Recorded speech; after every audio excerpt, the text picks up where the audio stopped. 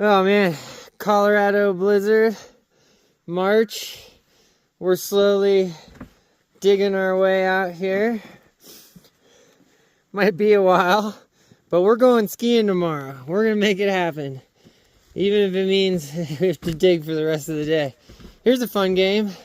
What is this lump? What's that lump? Propane tank.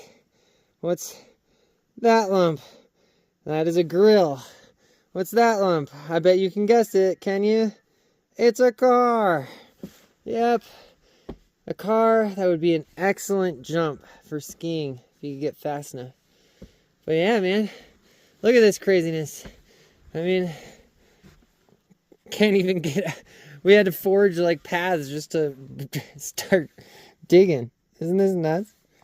I love Colorado.